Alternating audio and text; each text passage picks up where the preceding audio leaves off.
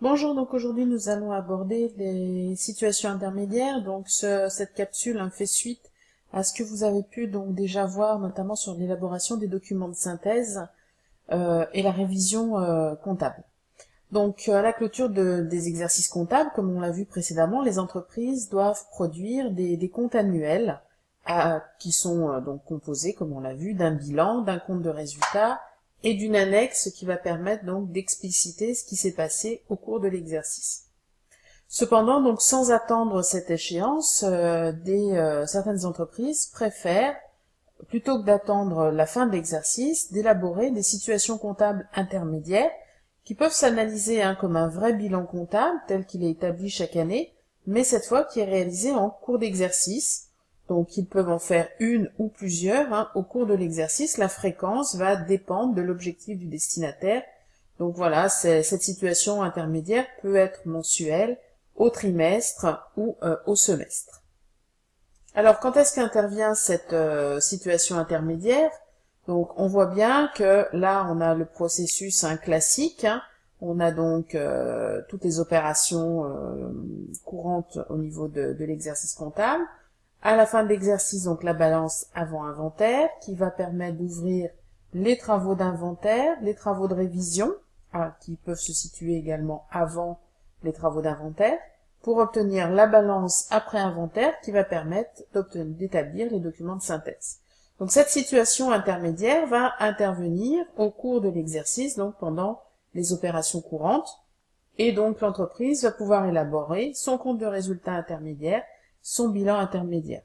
Bon, souvent, ces deux documents sont accompagnés d'autres documents comme l'évolution des capitaux propres et un document notamment sur les flux de trésorerie. Alors, cette situation intermédiaire est en principe facultative, puisqu'elle répond surtout à des besoins de gestion pour des prises de décision. On ne veut pas attendre la fin de l'exercice pour savoir comment se positionne l'entreprise. On préfère avoir des situations qui nous décrivent plus précisément l'évolution de l'entreprise au cours de l'exercice. Ou bien elle peut être demandée par un tiers, donc notamment par le banquier, lorsqu'il veut décider d'accepter ou de refuser la demande d'emprunt de l'entreprise. Elle est par contre obligatoire lorsque l'entreprise doit verser des acomptes sur dividendes. Donc bien évidemment, il faut pouvoir voir si l'entreprise est en capacité de distribuer des dividendes.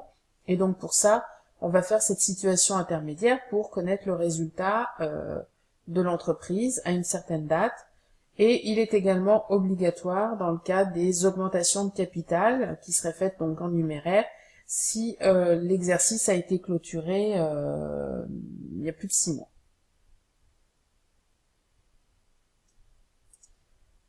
Alors pour les situations intermédiaires, on applique exactement les mêmes méthodes comptables, les mêmes principes comptables, et notamment le principe d'indépendance des exercices, c'est-à-dire que toutes les charges qui concernent la période donc de la situation intermédiaire doit être enregistrée, et même chose pour les produits de la période.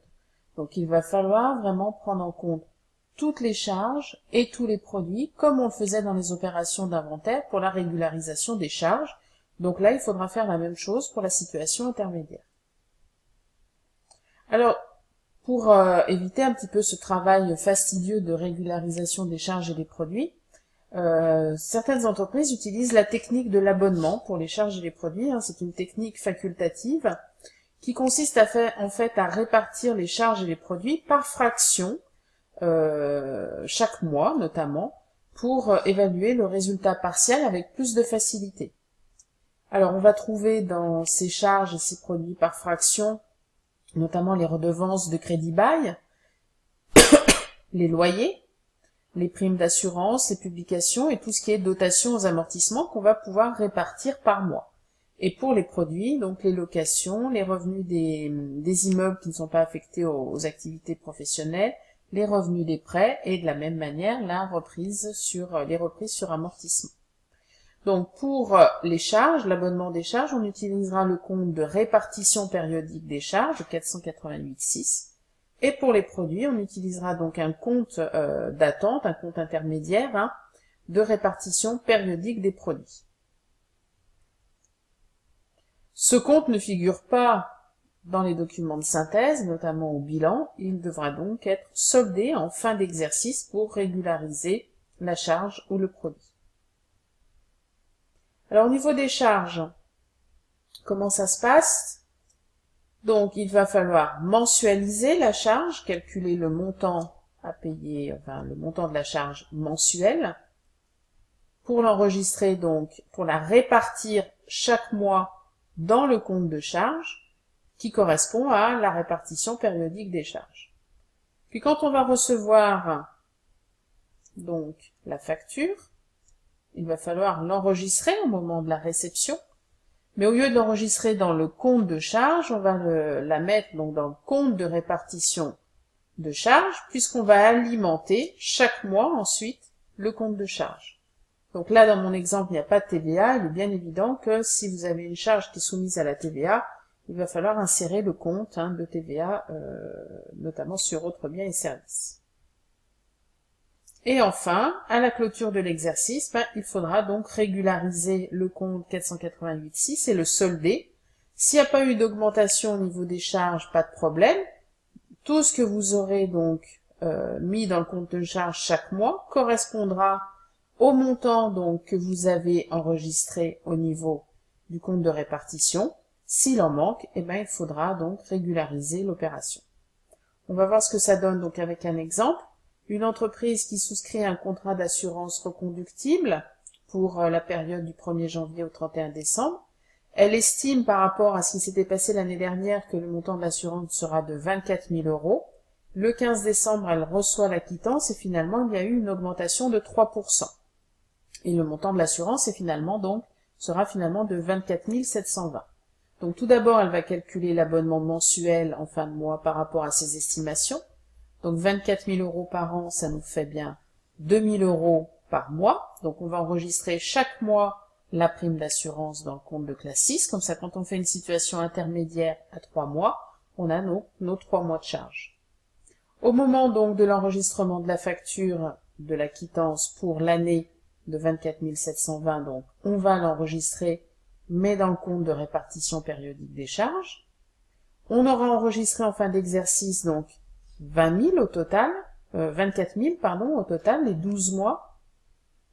La facture est de 24 720, il manque donc 720 €.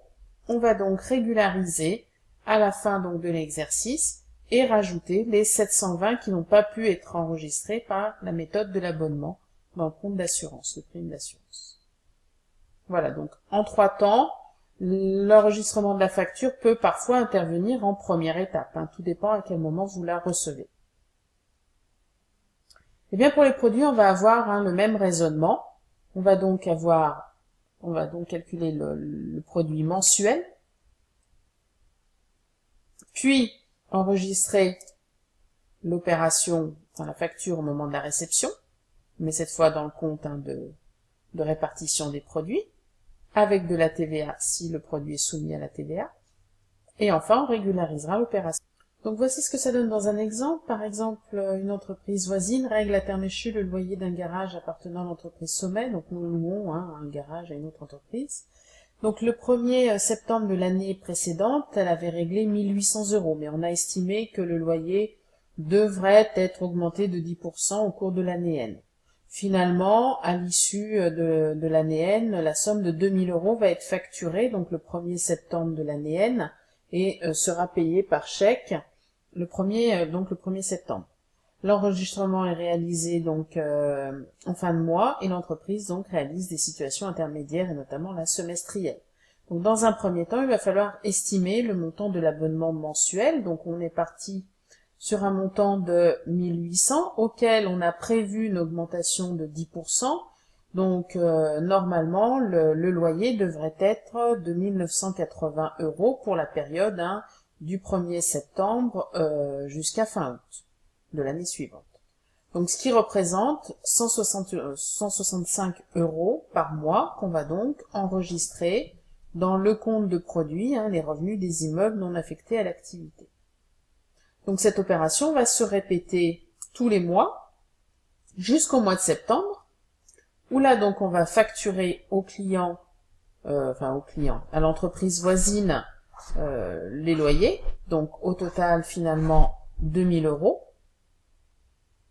Donc par rapport à ce qui avait été payé, hein, il y a donc une différence. Nous sommes là le 1er septembre, donc pour le loyer de fin septembre, il va falloir faire une régularisation puisque l'entreprise a déjà réglé 8 mois à 165 €, moins donc les 2000 qui finalement ont été facturés. Il reste 680 donc € à payer sur les 4 derniers mois, ce qui correspond à une régularisation donc de 170 € par mois pour pouvoir prendre en compte donc la différence par rapport à l'année N-1. Et donc c'est à ce moment-là qu'on fait notre régularisation.